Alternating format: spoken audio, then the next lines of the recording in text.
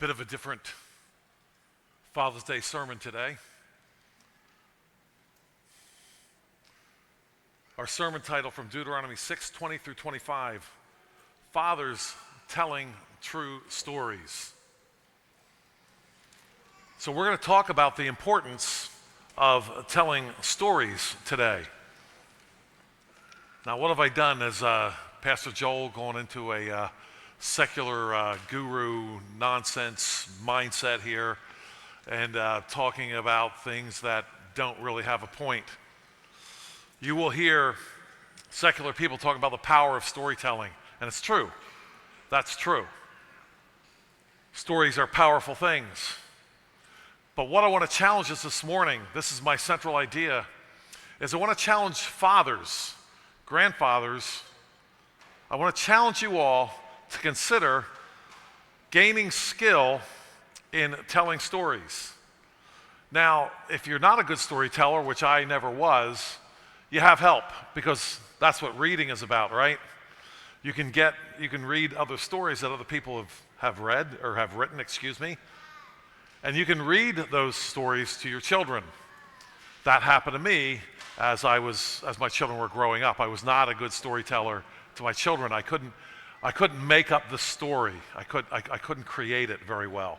But there was plenty of true stories that I could read to my children and then do my level best to make a point. And we'll talk about that idea of making a point with a story, because a story without a point is a waste of time, quite frankly. So we're going to talk about that here this morning. We're going to talk about what the Bible has to say about this, and I hope you caught what was being said to us here already this morning. There is quite a there's quite a project going on here. Listen to what the psalmist says. Verse 6 of Psalm 78, that the children to come might know them, the children who would be born, that they may arise and declare them to their children. Why? What are we trying to do here? That they may set their hope in God and not forget the works of God, but keep his commandments and may not be like their fathers, a stubborn and rebellious generation, a generation that did not set its heart aright and whose spirit was not faithful to God. Now that right there, what we just read, as far as I'm concerned, is a tremendous synopsis, a summary of what I would hope every godly father and mother would want for their children. Did you hear that? It's just very, very short, but did you hear it? That they may set their hope in God, not forget the works of God, but keep his commandments and not be like their fathers. Those lines right there, set their hope in God, keep his commandments. Is that not a summary statement of what every godly parent wants for their children, fathers and mothers? That's it right there. Well, how are we going to do this? How's this going to happen? Well, in this particular case, it starts with a story.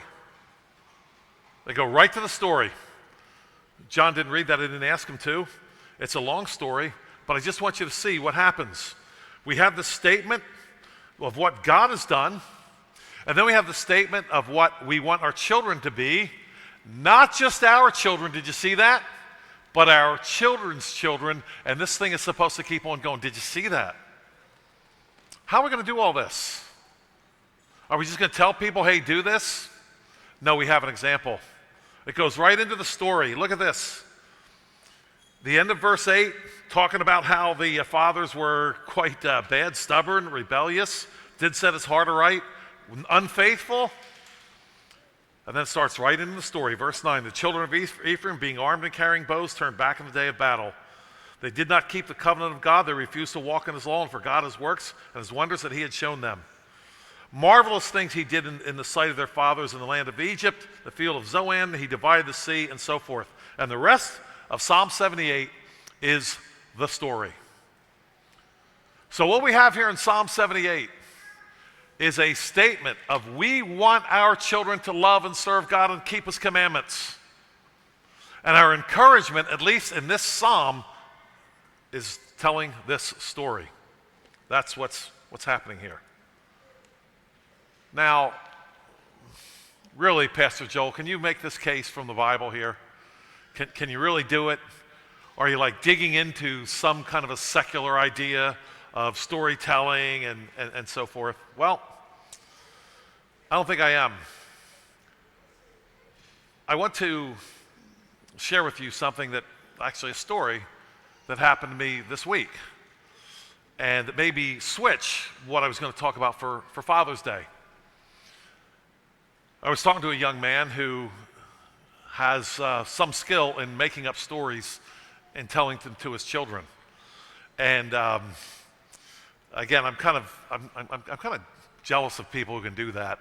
Kind of like I am jealous of guys who can work with their hands. You know, and if you can't work with your hands, you know what I'm talking about.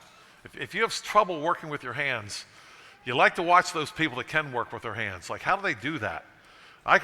Myself, these hands are not real, let's just say they break things better than they fix things, these particular hands.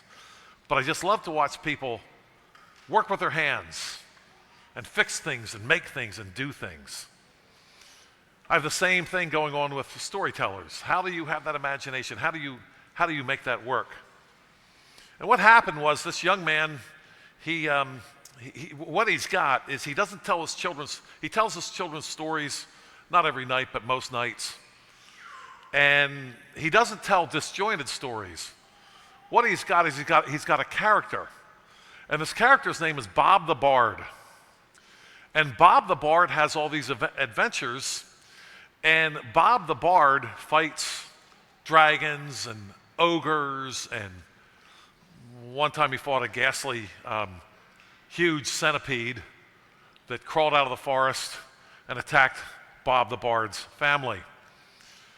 And this young man tells these stories, and Bob the Bard is constantly fighting these bad guys, and the children, they love this, and they'll ask their dad, who's Bob the Bard going to fight tonight?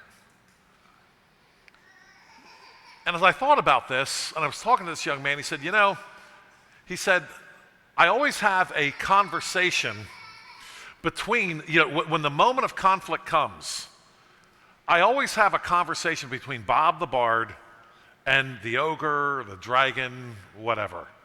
And of course, in these stories, the ogres and the dragons can all talk. And I began to think about that.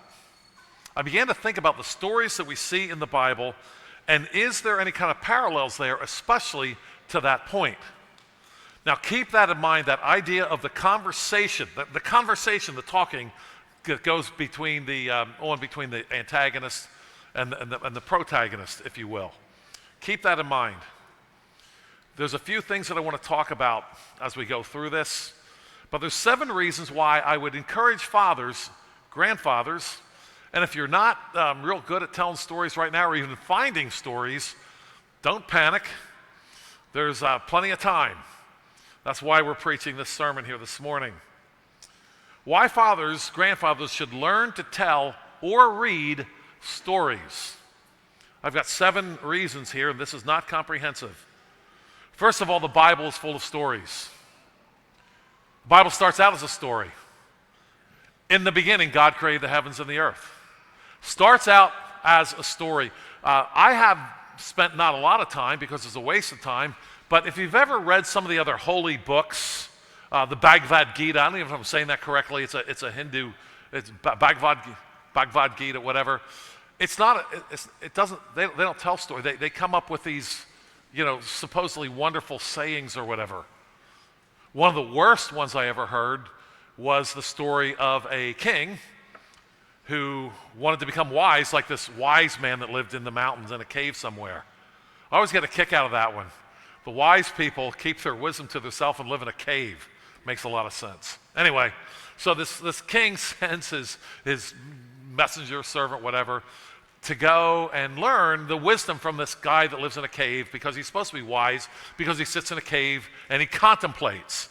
See, this is secular idea of becoming smart, right? Contemplating and reflecting. That kind of nonsense is a statement that we don't really need revelation, right? Let's just look inside ourselves and we'll be able to figure it out.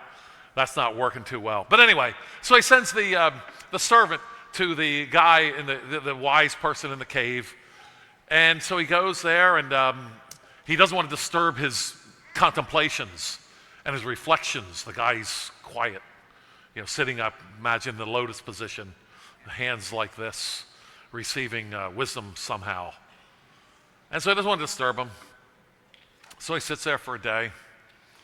God doesn't say anything. God just sits there, the wise man. The messenger says, well, I'll stick it out for another day. So he sticks it out for another day. Still nothing. Third day. Still nothing.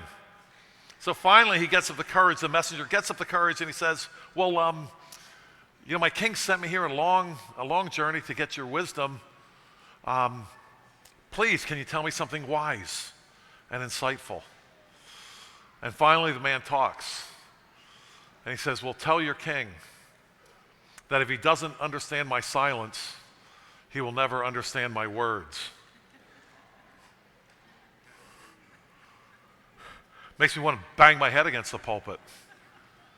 But that's the kind of stuff you get when the secular people start talking about wisdom and insights when they don't reference the Word of God, because we need revelation in order to get wisdom. We need revelation. We have to look outside. We have to look to God. We can't look inside. Adam and Eve made that mistake, that great sin, as did Cain. They did that. No, we need revelation. We need to hear from God. And the Bible is full of stories, whereas a lot of this other so-called wisdom of the world doesn't have as many stories. The Bible is story after story after story. Number two, we all love to hear stories. If we love to hear stories, we might as well learn to hear the right ones. The good ones, the ones that'll teach character. Number three, you all could see this one coming a mile away. Christ told stories. Did he not? A lot of us, when we think of Christ, what he had to say, we go to, I think, to one of two places for the most part. We go to the Sermon on the Mount, or we go to one of his parables. That's kind of how we think of when we think of Christ, the things that he taught. And number four, the virtues, courage, humility, love, forgiveness, etc., are often best conveyed through stories. Often. It's one thing to say you should be courageous. For me, at least, growing up, I wanted to hear the stories of courageous men, especially. And so we had these records, these long-playing records that they had back in the day. These things, they were round, and you put them on a turntable thing, and it went round and round, and you heard stuff coming out of the speakers and whatnot. And I heard the stories of John Payton and David Livingston and these courageous men who looked right in the face of danger and moved forward. Now again, you can say you should be courageous in the face of danger, but it's different to hear about those who did it, the story. Let me just interject right here. Even the word story is under attack as far as I'm concerned, because the word story is being changed a little bit. Nowadays, when you hear someone tell a story, we say he told a story. And oftentimes what it means is that what I'm about to hear is actually not true. It didn't happen. So you often have to say something like account or something like that. So the Bible's full of stories. For some people, that means that they're not true. But when I say story, I'm talking about true stories here. Number five, some virtues, courage, for example, are nearly impossible to present without stories. Now, in what we just read in Psalm 78, we have the statement, they don't want to be like your fathers. You want your children to learn to fear God and keep his commandments and so forth. And so how does the story begin? The very next verse, which I just read, the children of Israel, being armed and carrying bows, turned back in the day of battle. We are just one verse into the story, and we're already learning about the virtue of courage. Did you see that? They didn't have courage. And the psalmist is telling us a story to point that out. A historical, real, live story. Number six, I said earlier we all love to hear stories, but I would say Children especially love stories. My father was a good storyteller. I loved it when he told us a story at night. I loved it. I look forward to it. I'd ask if we could tell us a story tonight. Love those things. And we are commanded, number 7, we're commanded in some instances to tell stories. We're commanded in some instances to tell stories. Turn with me back to our main text, to Deuteronomy chapter 6, if you would. Deuteronomy chapter 6. We'll go to Deuteronomy chapter 6 and verse 20. Deuteronomy 6:20.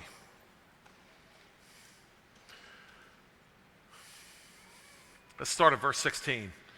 You shall not tempt the Lord your God as you tempted him in Massah. You shall diligently keep the commandments of the Lord your God, his testimonies and his statutes which he has commanded you. And you shall do what is right and good in the sight of the Lord, that it may be well with you, that you may go in and possess the good land of which the Lord swore to your fathers, to cast out all your enemies from before you, as the Lord has spoken. When your son asks you in time to come, saying, what is the meaning of the testimonies, the statutes, and the judgments which the Lord our God has commanded you, then you shall say to your son, we were slaves to Pharaoh in Egypt, and the Lord brought us out of Egypt with a mighty hand. The Lord showed signs and wonders before our eyes, great and severe, against Egypt, Pharaoh, and all his household. And he brought us out from there, that he might bring us in to give us the land of which he swore to our fathers. And the Lord commanded us to observe all these statutes, to fear the Lord our God for our good always, that he might preserve us alive as it is this day. Then it will be righteousness for us, if we are careful to observe all these commandments before the Lord our God, as he has commanded us. Did you see what's happening there? I'm sure you did. I trust you did. We're told to keep his commandments here. And the children are supposed to keep his commandments. And the children come along of the next generation. They say, what's behind this? And did you see what we start with? We start with a story. Did you see that? The children are going to ask, not if, but when your son asks. And your son will ask, what is the meaning of the testimonies, verse 20? Then, verse 21, you shall say to your son, we were slaves of Pharaoh in Egypt, and the Lord brought us out of Egypt with a mighty hand. And I looked at this passage a little bit, and I thought about this. You know, the passage itself is somewhat vague. You know, the Lord did this and the Lord did that. But you know, the son's going to ask, we brought you out of there with a mighty hand. What mighty hand? What happened? And it's going to be up to you, father, mother, especially father, to fill in the blanks. You see, there's a lot of blanks to be filled in here. But the idea is, they want to know why we're supposed to obey these commandments. What's behind all these commandments? There's a story there. Now, it's not just a story, but in this case, you have to tell them a story. So fathers, you might not be a great storyteller. You might not know all the stories. Grandfathers, you might not know them all. But in this case, these fathers had to be able to tell this story. They had to at least be able to tell this one. Maybe they weren't real great at it, like I wasn't. But they had to at least know this one. Let's move on here. I want to give you some examples from the Bible here. And I want to mention 5 different stories. But before I do that, I want to go to the secular people for a second, because what I want to do is I want to make a contrast. I got a hold of a book by a man named Christopher Vogler years ago. And it talks about the 11 or the 12 elements of a story. And I want to go over that with you very briefly. And I want to see how the secular people have borrowed from the Christians again. We know that every good gift and every perfect gift is from above. Now, the secular people will act as if they invented storytelling. They did not. Because you are going to recognize elements from the life of Moses, from the life of David, from the life of Christ, especially perhaps somewhat from the life of Paul. I'm going to go over each one of these 11 elements of a story, and you will be able to fill in the blanks of how they actually got this from the Bible. That's really where they got it from. But there's one element that they miss horribly, And it's because they don't understand character building. They understand, listen, secular people understand entertainment with a story, but they don't understand building character from a story. And we're going to come back to that because they're drastically missing one element here. Okay, we'll just go through this quickly. It's the idea of the hero's journey here. So it starts out in the ordinary world. It's just an ordinary person. This is where the hero exists before his present story begins, oblivious to the adventures to come. Not too hard to see Moses there. His ordinary world initially was in Egypt, just kind of grew up there, didn't know a whole lot better. Then he had another ordinary world out there with the sheep. And in both cases, that was his ordinary world. And the second one they have is the call to adventure. The hero's adventure begins when he receives a call to action, such as a direct threat to his safety, his family, his way of life, etc. You can see that in the life of Moses easily enough as well. Even Hebrews tells us that he would rather be with his people than enjoy the pleasures of sin for a season. This next one then, refusal of the call. Although the hero may be eager to accept the quest, at this stage he will have fears that need overcoming. Again, Moses again, right? You can see this clear as a bell. Moses refuses the call. He gets the call for the burning bush, should be enough. But you'll recall Moses was not interested in responding to that call. The fourth one they have, meeting the mentor. At this crucial turning point where the hero desperately needs guidance, he meets a mentor figure who gives him something he needs. Again, Moses, right? Aaron comes to him. And God gives him Aaron to help him be his mouthpiece. Although, if you know the story, maybe Moses would have been somewhat better off without Aaron. And then the next one, number 5, crossing the threshold. The hero is now ready to act upon his call to adventure and truly begin his quest, whether it be physical, spiritual, or emotional, etc. And that's what happened with Moses again. He was told to go down to Egypt. And you might recall, you have to read this kind of carefully, but when you read about it, he is told to go down to Egypt, and he's going to do it. And he thinks he's going to face the people who tried to kill him. And then at that time, then God tells him the people who tried to kill you, they're dead. But he had already decided he was going to go and face them. And once you cross that, at that point there was no turning back for Moses. Whatever happened next happened. Number 6 for them, tests, allies, enemies. Finally out of his comfort zone, the hero is confronted with an ever more difficult series of challenges that test him in a variety of ways. And he goes and he has various tests along the way, and he comes up with allies, etc. Now, this didn't happen with Moses so much, although maybe you can think of a way that happened. Certainly with Christ, he chose the 12 to be his allies.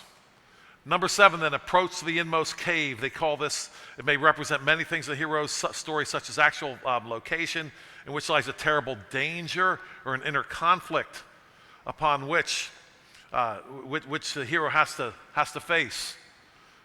Think of Moses. Think of him facing the Pharaoh, the most powerful man in the world. And he has to do this. And then number 8, the ordeal.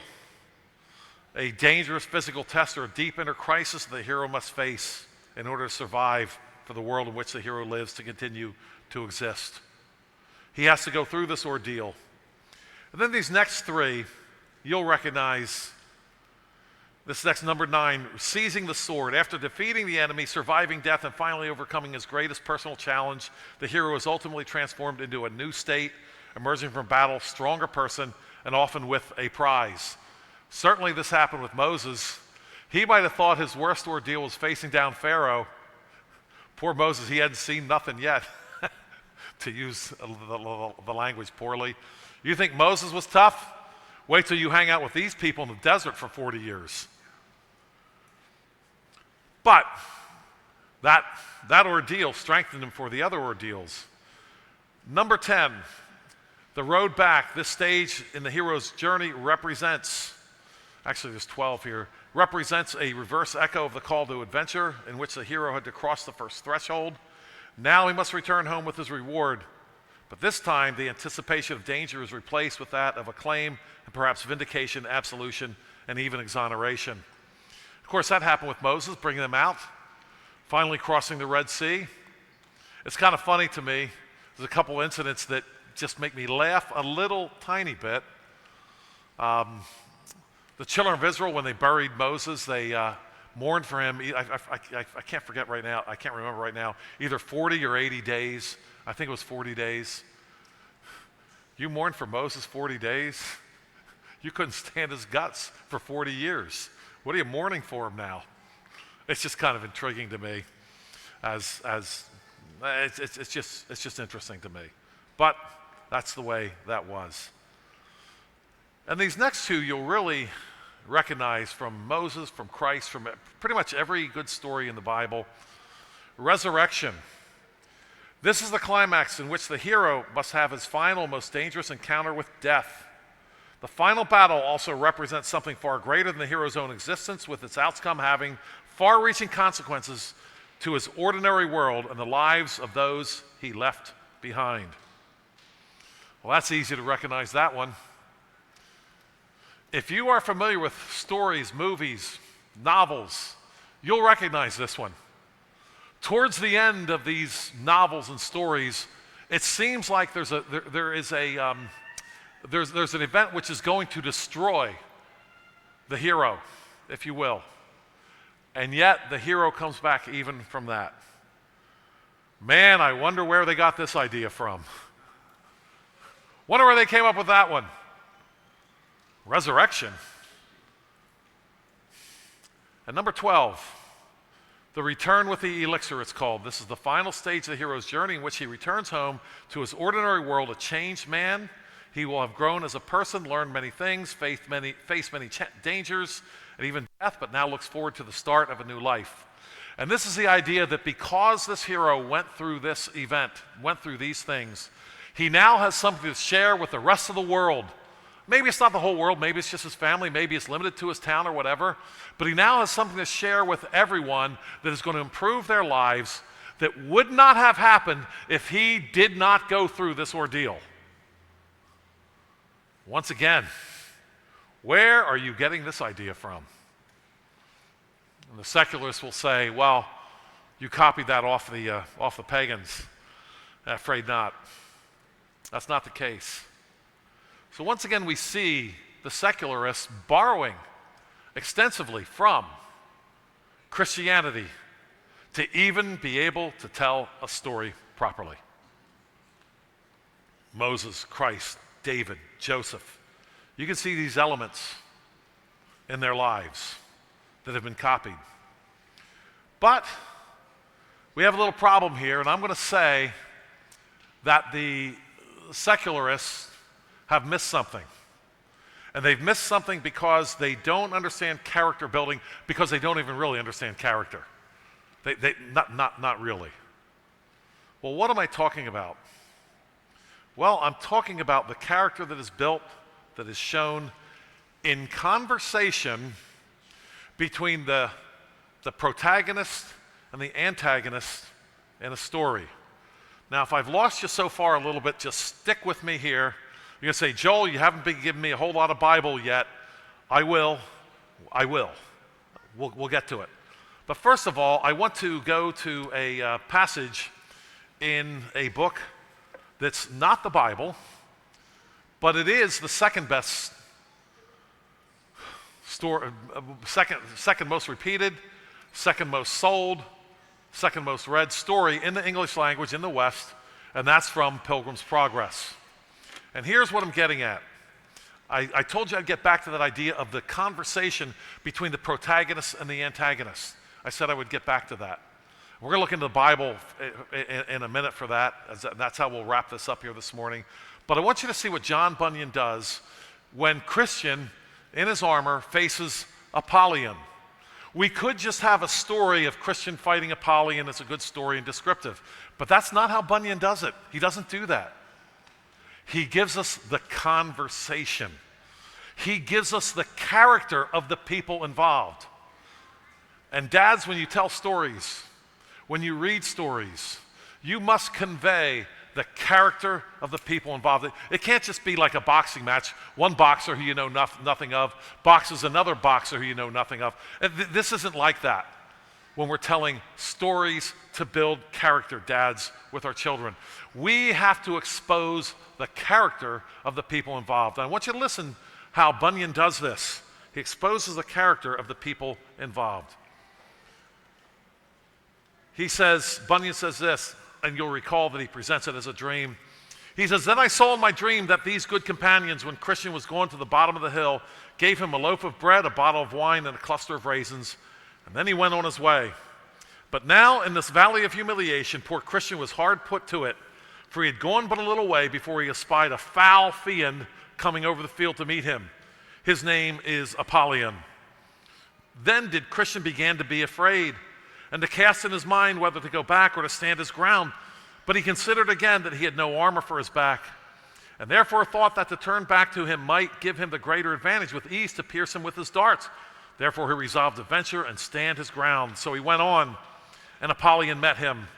Now the monster was hideous to behold. He was clothed with scales like a fish.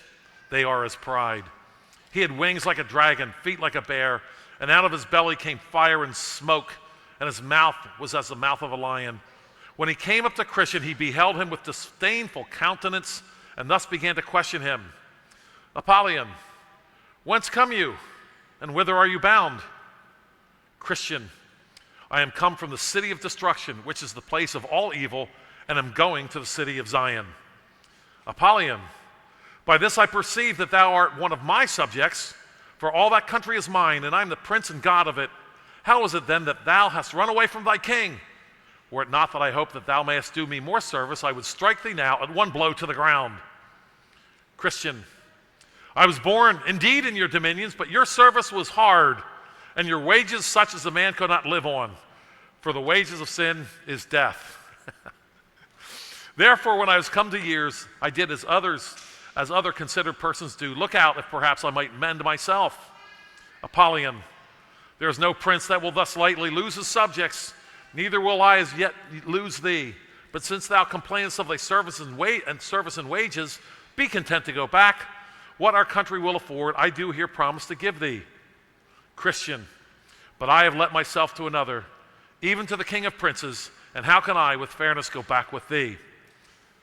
And I won't read the entire conversation there, but you see what Bunyan is doing here. He is giving us the conversation. Through that conversation, he's giving us the character of those who are opposing each other. And I began to think about this week. As I had this conversation with this young man who was telling me he tells a story to his children, and he always puts in a conversation. I began to think about that, and that is what is missing in these elements, these story elements from secular people. Again, they miss the conversation because they're missing the character building moment. But can I demonstrate this from the Bible? I've got 5 stories for you from the Bible, 5 accounts. And I hope to be able to point out to you that that conversation happens in each one of these. We just don't have the opposition going on. We have conversation that reveals the character of the people involved. And what I want to really get across to you today is that I believe that the characteristic missing in general among Christian people, I think the characteristic that is missing the most is the characteristic of courage. I believe if you were going to come down to one characteristic, I believe it would be that. As one writer has said, courage is the one characteristic that you really need, because you could have other characteristics, but if the other good characteristics fail when it's time, when you're afraid, then you've wiped out all the other good characteristics. And what he was saying was courage makes the other good characteristics real and possible. And we just saw that there with Christian there versus Apollyon. Christian's character was growing. He was growing in his knowledge of the true prince. But when he sees Apollyon coming, it's a test of courage. Well, the stories in the Bible have an awful lot to do with courage. Let's go, first of all, from Exodus. We've talked about Moses a little bit. Exodus 5:1. This is the story. And afterward Moses and Aaron went in and told Pharaoh, "Thus saith the Lord God of Israel, let my people go, that they may hold a feast to me in the wilderness." And Pharaoh said, "Who is the Lord that I should obey his voice to let Israel go? I know not the Lord, neither will I let Israel go." And they said, "The God of Hebrews hath met with us. Let us go, we pray thee, 3 days' journey into the desert, and sacrifice unto the Lord our God, lest he fall upon us with pestilence or the sword." And the king of Egypt said unto them, "Wherefore do ye, Moses and Aaron, let the people from their works? Get you unto your brothers, get out of here." Now, we don't know, and this will be a theme you'll hear from me for the next few minutes, we don't know a whole lot about what Pharaoh said ever. Most of what Pharaoh said just has to, in his life, has to do with this conflict right here. When Moses is facing Aaron and Aaron is facing Moses. This is when we hear about the character of Pharaoh. Right here. Let's go to another story where we hear the conversation. And I just found this so interesting. I just can't help but talk about it. I just found this so intriguing that God in the Bible gives us conversations in these times, and in many cases we don't know too much about what people ever said ever, like in the case of Pharaoh, which we just saw. Do you ever consider David versus Goliath? You ever consider this? Do you ever consider that we don't know anything about Goliath, what he ever said? We don't know anything about what he ever said in his life, except when it came down to that conflict between David and Goliath. The conversation is there to give us the characteristic of each. David, of course, comes and he can't believe that this giant, this, as he called him, uncircumcised Philistine, is putting to flight the armies of the living God, and David, of course, is offended at this. And so David, of course, had gone to see his brothers. He was not in the battle at all. And he asks around, and he finds out what's going on with this Goliath guy. Saul hasn't put on his armor. I think Saul actually probably wanted to see David get killed. I'm not sure. But he puts his armor on. He had to know that wasn't going to work. Saul was head and shoulders above everyone in Israel. How's he going to put his armor on this shepherd boy? But anyway, yeah. So, here's the story. And I want you to hear the conversation that went on. Then he took his staff in his hand, and he chose for himself 5 smooth stones from the brook and put them in his shepherd's bag, in a pouch which he had, and his sling was in his hand, and he drew near to the Philistine. So the Philistine came and began drawing near to David with the men who bore the shield and went before him. The Philistine looked about and saw David. He disdained him. He was only a youth. So the Philistine said to David. Now see, again, we could just skip this talking part, right? And just go to the place where David does his little sling thing, right? But we have the conversation. So the Philistine said to David, "Am I a dog that you come to me with sticks?" And the Philistine cursed David by his gods. Right away. One sentence. We know who this Philistine is. And the Philistine said to David, "Come to me, and I will give your flesh to the birds of the air and the beasts of the field." And David talks back. And David said to the Philistine, "You come to me with a sword, with a spear, and with a javelin, but I come to you in the name of the Lord of hosts, the God of the armies of Israel, whom you have defied. This day the Lord will deliver you into my hand, and I will strike you and take your head from you. And this day I will give the carcasses of the camp of the Philistines to the birds of the air and the wild beasts of the earth, that all the earth may know that there is a God in Israel." We'd be missing a lot if we did not have that conversation, would we not? we're seeing the character of the people involved through this conversation. This is a characteristic of Bible stories, shall we say, of Bible accounts. I'd love to talk about that a little bit more, but we need to go on. Once you consider, very briefly, I won't get into these too deeply, we'll end up with Esther. But I want you to consider that we don't know very much about what Satan ever said. We know what happened in the garden through the serpent. There's two other events, and really everything we know about what Satan said is told to us in story form, which I guess makes a little bit of sense. The story of the fall there in the garden in Genesis 3. We also have Satan speaking in a cosmic contest, a cosmic conflict between God and Satan, where we know what Satan says to God. We have quotes, if you will, of what he said, and it's in the context of a cosmic conflict. Remember, God sees Satan. He says, "What have you doing? What have you been doing?" And Satan says, "Yeah, kind of walking around the earth, you know." And then God brings up Job. "Have you ever considered him?" And then Satan says, "Well, you know what? I'll get him to curse you." They're talking, they're speaking, and we're seeing character in the conversation. That's how we learn, by what these characters say. There's another time we learn what Satan says. And it's another cosmic conflict. It's Christ in the wilderness after he's been fasting for 40 days. And here comes Satan. And we find out what he's about. And we find out what Christ is about too, do we not? And Christ quotes Deuteronomy 3 times to Satan. We find out through the conversation. Finally, then, we're going to, because of time's sake, there's many more of these. You might recall that Esther, again, the theme is courage, is it not?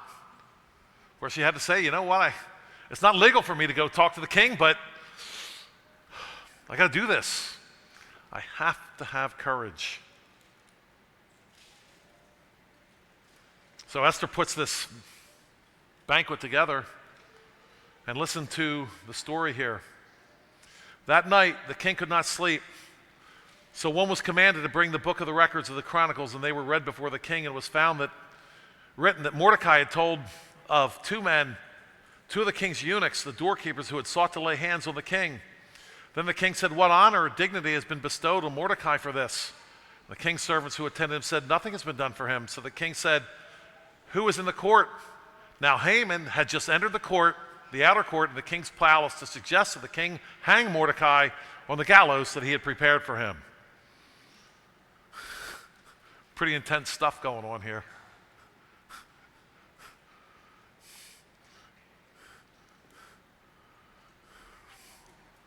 There's some literature going on in the Bible. Here comes Haman. He's high up in the king's estimation. And Haman is about to get lit up. Mordecai is. The king's servant said to the king, "Haman is there standing in the court." And the king said, "Let him come in." So Haman came in. The king asked him, "What shall be done for the man whom the king delights to honor?" Haman thought in his heart, "Who would the king delight to honor more than me?" And Haman answered the king, "For the man whom the king delights to honor, let a royal robe be brought, which the king has worn. Let a horse on which the king has ridden, with a royal crest placed over his head. Then let this robe and horse be delivered to the hand of one of the king's most noble princes, that he may array the man whom the king delights to honor, and parade him on horseback, and say, 'Thus shall be done to the man whom the king delights to honor.'" The king said to Haman, "Hurry, take the robe and the horse, as you have suggested." Good idea, Haman. And do so for Mordecai, the Jew, who sits within the king's gate. Leave nothing undone of all that you have spoken. So Haman does this. He tells his wife this is what happened. And then we're going to the banquet that Esther had prepared. They went to dine with Queen Esther. On the second day of the banquet, the king again said to Esther, "What is your petition?" The queen Esther answered and said, "If I have found favor in your eyes, O king, if it pleases the king, let my life be given at my petition, and my people at my request, for we have been sold. And King Ahasuerus says, who is he? My entire people are headed for destruction. The king says, who is he and where is he who would dare presume in his heart to do such a thing? And Esther said, the adversary and enemy is this wicked Haman. So Haman was terrified before the king and queen. Courage? How are we learning of this courage, though? We're learning it through an account of who said what, to whom, and when. Then the king arose in his wrath from the banquet of the wine and went into the palace garden, but Haman stood before Queen Esther, pleading for his life, for he saw that evil was determined against him by the king. When the king returned from the palace garden to the place of the banquet of wine, Haman had fallen across the couch where Esther was. Then the king said, will he also assault the queen while I'm in the house? As the word left the king's mouth, they covered Haman's face. And you'll recall then that Haman was then hung on the gallows that he had prepared for Mordecai. Now you could just say in a book that Esther was this courageous woman who saved her people. But you'll miss so much if you don't have the blow-by-blow, the account, the story. Dads, do you understand how powerful stories are to your children, to your grandchildren? Do you understand they're such powerful things? How many times, dads, how many times have you done this where you came across a movie that was kind of poor? Right, I'm not talking about morally bad. There's plenty of those. I'm not talking about that. I'm talking about a poor plot. It's not really that great. And you hung in there, busy as you are, you hung in there because there was a story. Even though it wasn't that good, you hung in there because you wanted to know the end of the story. Do you understand how powerful these stories are? That's why the Bible is so full of them. So this is kind of a different kind of a message here this morning, a different Father's Day sermon, but it's an appeal to fathers to learn to be good storytellers, and if you're not a good storyteller like I was not, borrow from other stories which are out there. Don't use every story, but I use Uncle Arthur's bedtime stories with my children and grandchildren. There's a lot of good character building there. When I was very young and attended this school as a second grader, my teacher, Miss Schertzer, read us an account, and I can't remember the name of it now, but the story of the bees was be kind, be helpful. Maybe some of you are helpful, be polite. And I just ate those stories up. And they all were stories about building character, and they all had conversation in them, people talking, learning about characteristics of the people involved in the story. And I loved it so much that I was driving through on 322 up towards, I forget where I was going, and I came across the Clay Christian bookstore there you've probably seen. And sure enough, there was my bee book that I remember my teacher reading when I was a kid. And of course I bought it. And guess which book with at least some of my grandchildren is extremely popular. They want to know. They will ask when they stay overnight at our house, can you read the bee book? Isn't that right? Yeah, that's right. Yeah. These are powerful things, dads. Powerful things. Maybe your children are a little bit older right now, but by God's grace, you'll have grandchildren. Embrace the story. It's a powerful thing that so much good can be done. Character building, characteristics, especially in the area of courage. Now, I also had, I had a couple of different sources for stories. One of them was the Childcraft books. And most of them I ignored, but some of them I did not.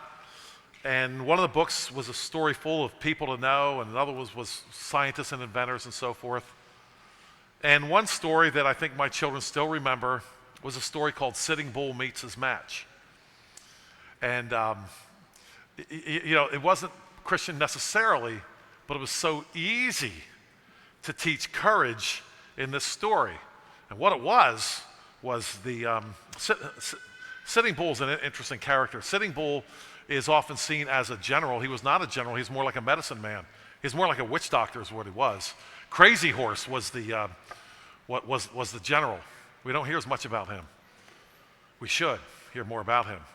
But in any case, the story takes place in Canada, wherein I believe it was the Sioux Nation, either the Sioux or the Cheyenne, I think it was the Sioux Nation, was living in Canada. And conflicts began to arise between basically the Mounties, the Canadian Mounties, and the large Indian nation living there. And what happened was Sitting Bull began to become belligerent. He looked around and he started to count noses and said, you know what, they don't have as many people as we have. Let's push these people a little bit. So one day, one of the Mounties, and it's told from the story of a younger Mountie, but one day they realized that their horses are missing. And if you know anything about the West, it was all about the horses most of the time. It was all about horses. Stealing horses, raising horses. And they realized some of their horses were missing, and they realized that the Indians were stealing them. Well, what do? For every one Mountie, there's 10 Indians. How are you going to get them back? You know that if you just let them keep on stealing them, pretty soon you're not going to have any horses anymore. So what are you going to do about this? Well, the commander decides that he's going to go get some of his horses back. So he goes along with this younger Mountie, and he goes and he rides up to Sitting Bull, and he mentions that they were missing some horses, and they realize that the horse that Sitting Bull is sitting on is one of their own that he stole. Right? Well, what are you going to do about this? How's this going to work?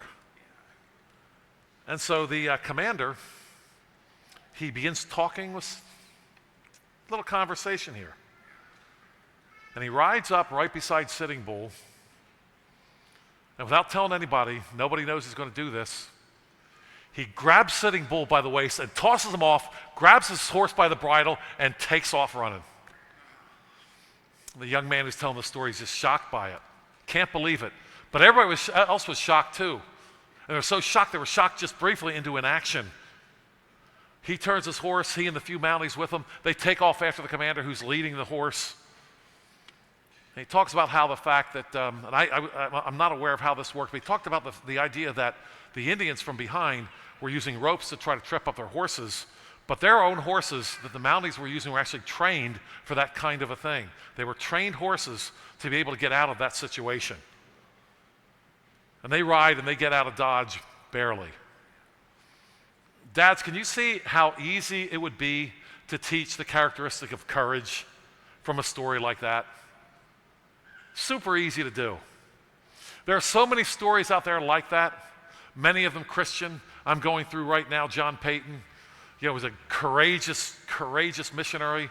There's so much out there, dads, granddads, to be able to teach your children and your grandchildren. And I hope you take advantage of it. And that's my message here this morning. Read the Bible. It utilizes stories. You, as a dad, have a powerful position with your children and grandchildren. It is powerful. Your children want to hear from you. They want to learn from you. Use it. Become dads. Either a great storyteller yourself or a great user of existing stories out there. Let's pray.